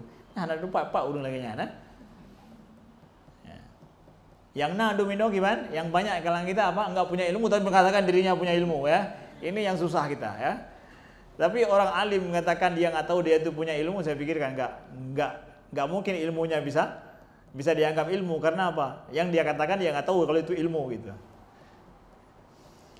In jazalaka antazam hadza, kalau boleh engkau ya membuat berprasangka demikian, jaza li ghairika an yaz'am anna al-af'al al-hikamiyah tadullu ala anna li ilman biha wa la tadullu ala anni alimun. Kalau engkau boleh membuat permisalan atau prasangka seperti itu, maka boleh juga bagi selain engkau, li ghairika, an yaz'am, untuk membuat prasangka juga. Nah, lihat kan? Beliau membuat prasangka lain. Ya, kalau logikamu begini, kita buat logika lain juga yang sama seperti logikamu itu. Apa itu? Maka kalau engkau buat logika seperti ini, prasangka seperti ini, ada orang lain juga yang akan buat prasangka. Apa itu? Adanya perbuatan yang kompleks yang menunjukkan bahwa saya ini annali ilman, bahwa saya memiliki ilmu dengan apa yang saya buat itu, wala tadullu ala anni alim, dan itu tidak menunjukkan bahwa saya itu orang alim. Ya, ada juga orang lain yang bisa ngomong begini, kalau kamu buat begitu, maka ada orang lain yang ngomong begini, bahwa ini adalah perbuatan saya, produk saya yang hebat, itu menunjukkan bahwa saya punya ilmu, tapi saya bukan orang alim. Li'annahu laisa ma'nal alim annalu ilman, karena bukanlah bermakna alim orang yang punya ilmu. Li'annahu qad ya'lam al-insan minna anna lahu ilman man la ya'lamuhu aliman wa aidan an-nasi. Nah, karena boleh jadi seorang manusia di antara kita itu mengetahui bahwa dia memiliki ilmu, yaitu orang yang tidak mengetahuinya selaku alim. Ya, kadang ada begitu. Oh, tapi yang begitu itu orang yang tidak mengetahui kalau dia itu alim baru. Kan ada juga di kalangan kita. Kita jumpa ulama tapi kita tidak tahu dia itu ulama. Kita nggak mengetahui dia punya ilmu karena kita nggak tahu dia itu ulama. Ketidaktahuan ada. Atau nasi, atau lupa. Pernah jumpa dengan dia, ternyata dia seorang alim, tapi kita lupa dia itu adalah alim yang kita tahu. Ya, begitu ada, kata beliau ya. Wa aidan hadhihi da'wa indi fasidah. Nah, dakwaan ini juga fasid ya. Fasid ini apa? Tidak berguna ya, fasad, rusak. Dzalika anna ma'nal alim indi anna lahu ilman, karena makna al-alim menurut saya anna lahu ilman, itu adalah yang memiliki ilmu. Wa man lam ya'lam li Zaidin ilman lam ya'lamhu aliman. Siapa yang tidak mengetahui bagi si Zaid misalkan punya ilmu, maka dia enggak mengetahui dia kalau dia itu alim. Imam Abu Hasan akhirnya mengatakan menurut saya. Kenapa? Dia tadi buat menurut dia kan? Menurut saya begini. Oh, kalau menurutmu begitu, orang lain juga bisa bilang begini. Tapi itu menurut saya nggak bisa pakai. Karena menurut saya, semua yang memiliki ilmu, mestilah dia alim. Setiap alim dia memiliki ilmu. Kalau kita mengetahui si Zaid memiliki ilmu, kita katakan dia itu alim. Itu menurut saya. Ya, udah pakai saya pula di sini. Kenapa? Ya, dia ngomong menurut dia tadi. Nah, sekarang beliau ngomong menurut saya beliau pula. Ya, begitu. Ini semua bermuara pada perdebatan apa? Untuk menyatakan bahwa hubungan antara alim dengan ilmu. Setiap yang alim pasti memiliki ilmu. Setiap yang memiliki ilmu mestilah dia itu alim. Itu hubungannya. Nah, hubungan ini, perdebatan ini panjang, yang akhirnya nanti membedakan antara Mu'tazilah dengan Ahlus Sunnah. Ketika Mu'tazilah mengatakan Allah mengetahui dengan zatnya, Ahlus Sunnah mengatakan Allah mengetahui dengan ilmunya. Dari mana dasar itu? Ini yang didebatkan, yang diisbatkan oleh Imam Abu Hasan dalam kitab inilah yang menjadi asal usul kemudian mengakar pemahaman Ahlus Sunnah tentang masalah hubungan sifat dengan zat.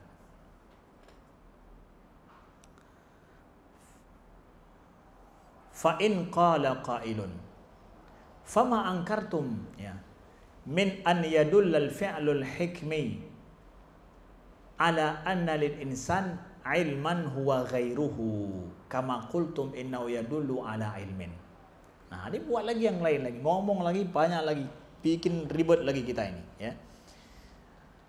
Apabila ada yang nanya lagi, kenapa kalian mengingkari bahwa kan ini ada tadi hubungannya antara adanya fi'lul hikmi, adanya ciptaan atau perbuatan yang kompleks dan sempurna itu menunjukkan kepada ilmu kan?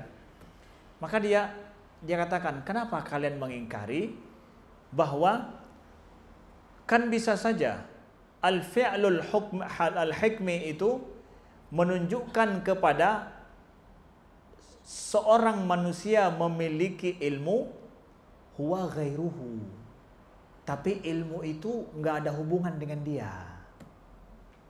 Nah, ghairu itu nggak ada hubungan dengan dia, bukannya dia. Kama qultum inna yadullu ala ilmin, sebagaimana kalian mengatakan ini menunjukkan kepada ilmu. Ya, jadi kan Ahlussunnah mengatakan bahwa ya kalau seandainya ada fi'lul hikmi, adanya ciptaan yang super sempurna dan hebat, itu menunjukkan kepada dia punya ilmu. Oke? Dia katakan, kalau begitu ini orang yang mengiktirat ini, yang membantah ini mengatakan, oke, bahwa adanya ciptaan yang hebat sempurna itu menunjukkan kepada ilmu. Oke, tapi ilmu itu bukan dia. Nggak ada hubungan dengan dia. Gimana? Nah, ini kan lain lagi nih ceritanya nih, ya. Ilmu itu nggak ada hubungan dengan dia. Dari mana sih? Dari hajinya. Tidak ada ya kan? Kalau kita bilang itu bukan ilmu dia itu. Dari mana juga? Ilmu lain copy paste. Kalau hari ini kan gitu. Hebat kali kamu buat. Dari mana? Hack punya orang. Ya. Ya, ilmu orang. Ya. Gimana itu?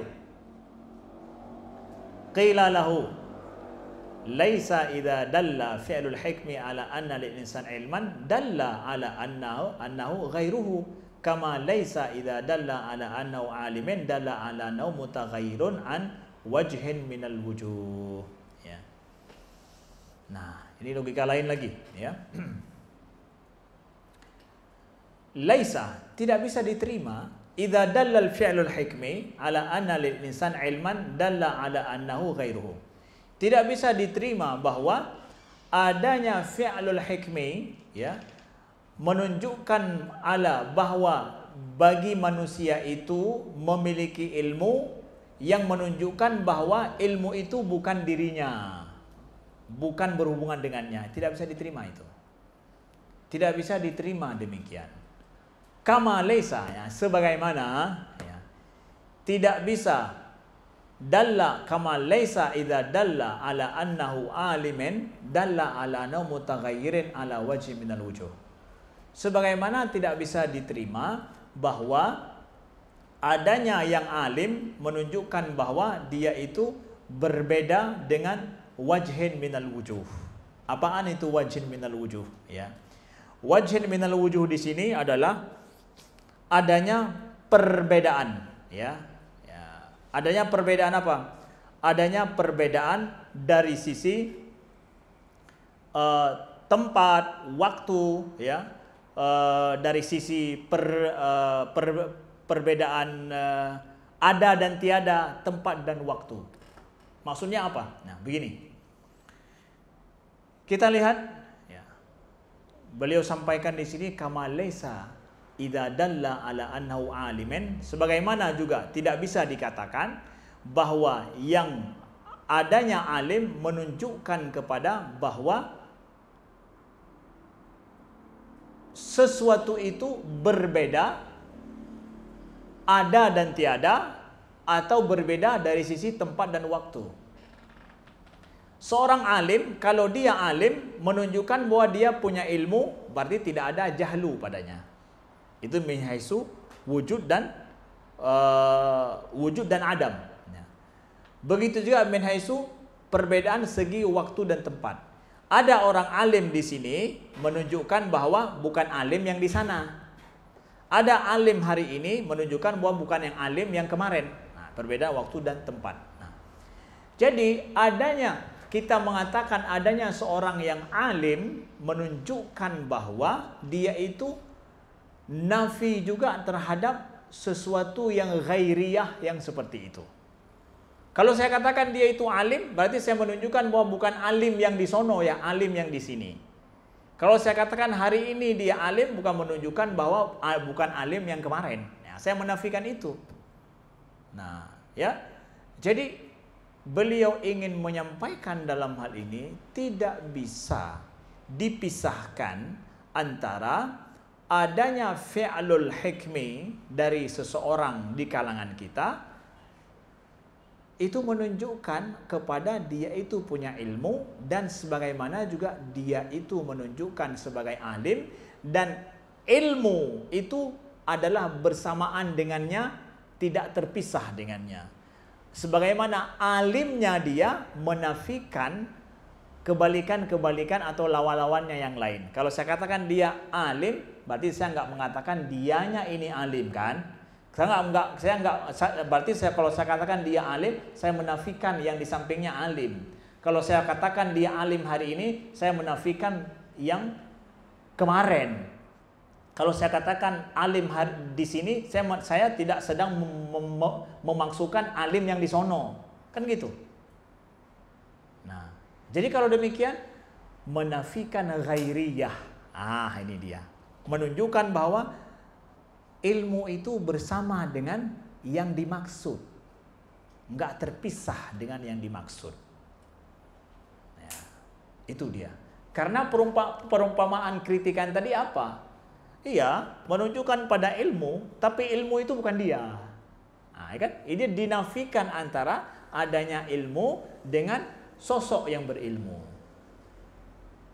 Ini dikritisi. Ya, ketika saya mengatakan dia alim, ya saya menafikan selain dia lah. Kalau saya mengatakan dia alim hari ini, saya menafikan yang kemarin dan besok. Begitu. Berarti tidak ghairiyah itu dinafikan. Tidak bisa. Karena dalam kritikan ingin dikatakan adanya ghairiyah ini. Selain itu. Nah. Wa aidan fa inna ma'nal ghairiyah jawazu mufarakati ahadu syai'in lil akhar ala wajhin minal wujuh, ya. Dan begitu juga makna ghairiyah adalah jawaz mufarakah, bolehnya terpisah ahadu syai'in, salah satu daripada syai'in lil akhar ala wajhin minal wujuh, ya. Syai'in lil akhar, apa namanya? Mufarakah ahadu syai'in. Ahadu syai'an ini artinya apa? Salah satu daripada yang dua, ada tiada. Ya, di sini di sana. Kemarin hari ini, itu syai'ain ini. Yang dia itu serangkai. Kalau kalau ghairiyah itu menunjukkan pada boleh adanya perbedaan antara dua hal ini, kan?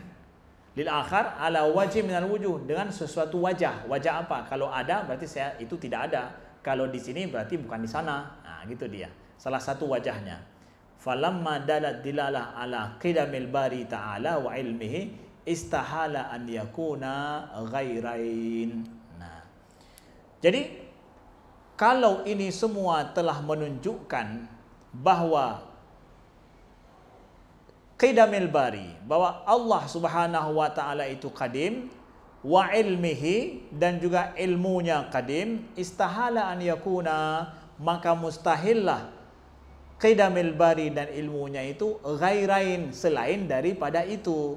Qidam mustahil hadis, ilmun mustahil jahal. Udah menunjukkan kepada ghairain itu. Mustahil pula, istahala an yakuna, dua hal itu pula. Sanggup kalian sampai habis ini? Udah mutar-mutar kan? Nah, tapi gagasan inti kita dalam belajar, walaupun mutar sekitar, gagasan inti dipegang. Ya. Jangan ketika mutar gagasan inti sudah tidak ada. Udah, itu sudah stop berarti. Ya. Kita boleh kadang tidak paham suatu hal, suatu kondisi, tapi gagasan inti kita tetap paham. Itu yang penting. Ya. Mana ada orang di dunia ini semua hal dia paham? Ya begitu. Kemampuan logika kita berbeda-beda.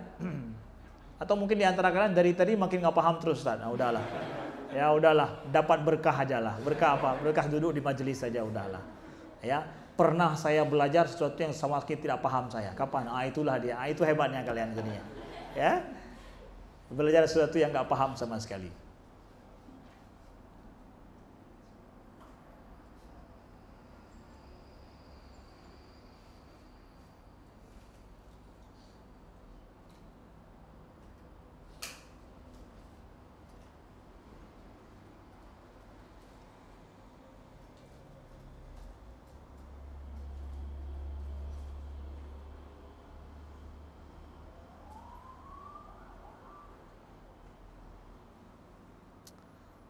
Baik, lanjut kita baca fakrah yang terakhir ya.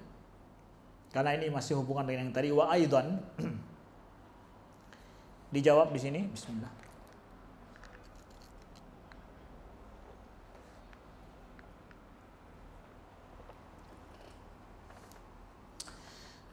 Falau jaza li za'imin an yaz'uma an al-fi'l al-hikmi atau al-muhkam juga kadang ya, al-hikmi di sini yadullu ala anna al-alima alimun ya, anna al-alima alimun thumma yu'lam ilmuhu ba'da dzalik ya. Kalau boleh bagi orang yang menyangka untuk dia menyangka ya bahwa fi'l al-hikmi ya, fi'l al-hikmi itu menunjukkan kepada apa? Kepada yang alim bahwa dia itu alim. Summa yu'lam ilmu, kemudian diketahui ilmunya setelah itu. La jaza li za'imin, maka boleh pula bagi orang yang menyangka bahwa an yaz'uma anna fi'l al-hikmi yadullu ala anna al-ilma ilmun summa yu'lam annahu li alimin ba'da dzalik. Gimana maksudnya? Kalau boleh seseorang itu menyangka bahwa adanya produk atau adanya perbuatan yang sempurna dari seseorang, ya, itu menunjukkan bahwa dia itu alim, dan setelah diketahui alim, diketahui pula dia punya ilmu setelah itu.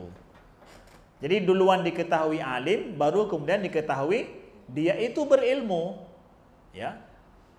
Kalau ini boleh kita buat umpama, maka boleh juga kita buat umpama seseorang itu dia diketahui punya ilmu, lalu setelah itu dia diketahui sebagai alim, boleh juga. Ya. Jadi enggak bersamaan diketahui antara alim dengan ilmu. Ada yang pertama diketahui dia itu alim, kemudian diketahui dia punya ilmu. Kalau boleh begini, boleh juga kebalikannya. Diketahui duluan punya ilmu, baru kemudian diketahui dia itu alim setelah itu. Wa idza lam yajuz hada, nah kalau enggak boleh yang perumpamaan kedua macam ini juga, wa takafa'al qaulan wajaba an takuna dilalah ala anal alimi anal alima alimun dilalatan alal ilm aidan ya. Wa idza lam yajuz hada wa takafa'a qaulan, kalau enggak boleh ini ya sama aja dua perkataan ini. Wajaba an takuna, maka wajiblah ya menunjukkan kepada indikasi bahwa al-alim alim dilalatan alal ilmi. Alim itu adalah alim, menunjukkan kepada dia itu punya ilmu juga. Kalau tadi kan dipisah dari sisi waktu. Pertama diketahui alim dulu, baru diketahui punya ilmu. Atau kebalikannya, diketahui dia punya ilmu, baru diketahui dia alim. Boleh nggak nih? Kalau ini tidak boleh, ya udah berarti setiap alim pasti langsung dia itu punya ilmu. Nggak berpisah waktu. Nah gitu dia. Ya, kalau tadi kan dipisah ya. Kalau boleh ada yang menyangka bahwa udah diketahui alim dulu, baru diketahui punya ilmu. Atau diketahui punya ilmu dulu, baru diketahui kalau dia itu alim. Beda waktu pengetahuannya. Kalau katakan kalian kebilang juga tidak boleh itu, ya udah berarti kapan diketahui alim, langsung diketahui dia itu punya ilmu. Nah, gitu ya. Jadi semua celah-celah kemungkinan itu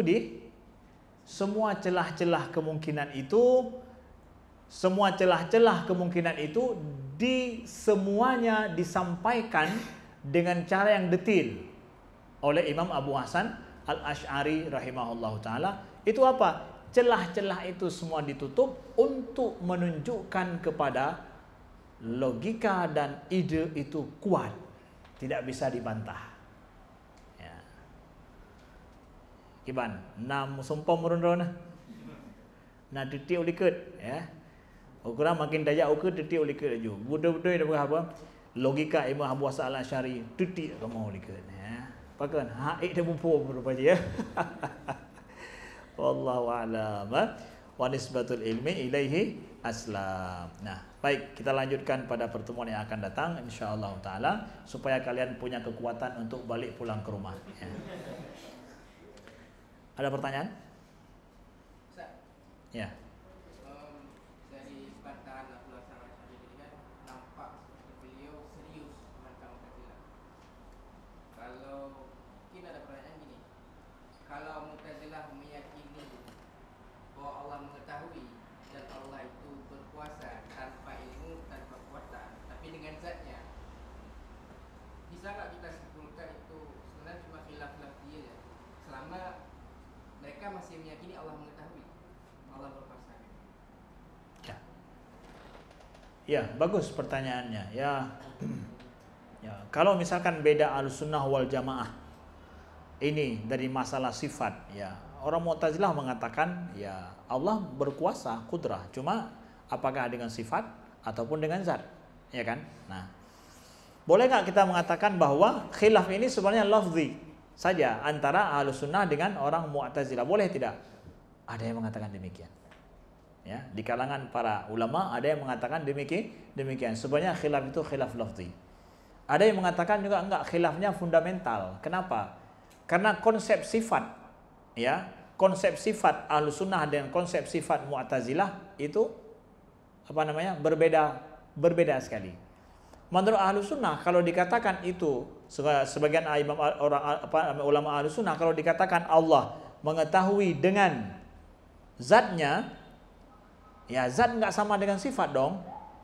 Kalau begitu tidak perlu kepada sifat.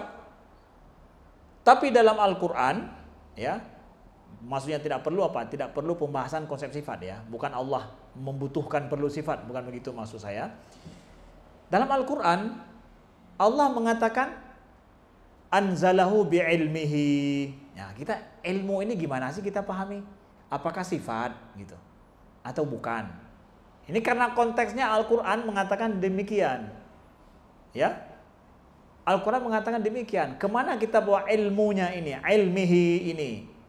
Bukankah itu menunjukkan kepada sifat? Yang dengan demikian berarti sifat ini nggak sama dengan zatnya. Nah, bagaimana hubungannya jadi? Nah, inilah dibuat bagaimana pemahamannya, konsepnya ini oleh Ahlussunnah wal Jamaah. Lalu dikatakan bahwa dalam konsep Ahlussunnah wal Jamaah bahwa sifat itu bersamaan dengan zat, tidak menyatu, tidak pula terpisah. Nah, ini dia konsep yang dibuat untuk hubungan antara zat dengan sifat. Untuk menjaga zat tidak sama dengan sifat, untuk mengatakan sifat itu sebagaimana ada dalam Al-Quran itu sifat Allah nggak sama dengan zatnya, tapi bersamaan, tidak terpisah. Nah, itu bahasanya adalah grounding yang dibuat oleh Ahlussunnah untuk menerima logika sifat dengan zat itu. Wallahu a'lam. Ada yang lain? Ya. Baik, kalau tidak ada, kita pada sampai di sini. Terima kasih. Mudah-mudahan Allah berkahi kita, Allah buka pikiran kita. Kalian perlu ada sedikit cas pikiran seperti ini, ya, biar pikiran itu, ya, sedikit terpukul, ya, sehingga dia bisa hidup lagi, ya. Yang gitu kan? Ya. Baik, kita sama-sama mengucapkan alhamdulillah dan subhanakallahumma wa bihamdika asyhadu an la ilaha illa anta astaghfiruka wa atubu ilaika. Wa sallallahu ala sayyidina Muhammad walhamdulillahirabbil alamin. Wassalamualaikum warahmatullahi wabarakatuh.